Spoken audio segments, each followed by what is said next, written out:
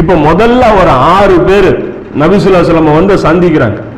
அதாவது அந்த ஹஜ்ஜுக்கு வர்ற அந்த இடத்துல 11வது வருஷம், நபித்துவத்துடைய 11வது வருஷம்.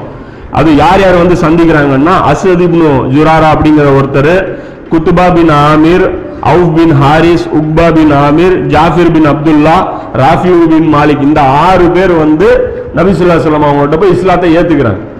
இந்த 6 பேர் வந்து இஸ்லாத்தை ஏத்துக்கிட்டு மதீனாவுக்கு போறாங்க. மதீனாவுக்கு போய் அங்க போய் மக்கள்கிட்ட ரகசியமா இந்த விஷயங்களை சொல்றாங்க.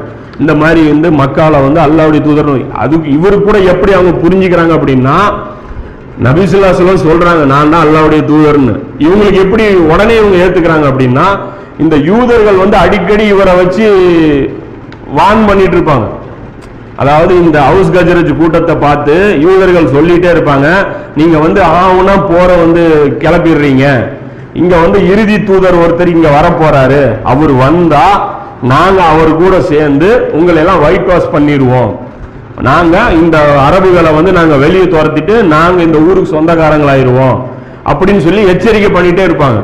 இப்ப ரசூலுல்லாஹ் இதை சொன்ன உடனே இவங்க ஒருத்தர் பார்த்துக்கிறாங்க, என்னடா யூதர்கள் சொல்லிட்டு இருந்த அந்த இறை தூதர் வந்துட்டாரு, அப்ப நாம ஃபர்ஸ்ட் இவர்கிட்ட இஸ்லாத்தை ஏத்துக்கிட்டோம் அப்படின்னா நாம சேஃப் ஆயிடலாம் அப்படின்னு சொல்லி முதல்ல இந்த 6 பேர் இஸ்லாத்தை ஏத்துக்கிட்டு சைலண்டா போய் அவங்க ஊர்ல போய் சொல்றாங்க.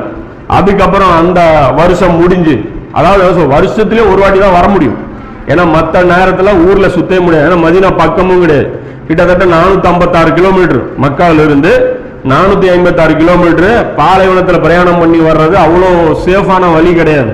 மற்ற நேரத்தில் சூறையாடிடுவாங்க. இப்போ ஹஜ்ஜுடைய காலகட்டத்தில் மட்டும்தான் இது நடக்கும். இப்போ இவங்க என்ன பண்றாங்க, போய் அங்க இருக்கக்கூடிய மக்கள்கிட்ட எல்லாம் சொல்லும் போது 12 பேர் இஸ்லாத்தை வந்து ஏத்துக்கிறாங்க.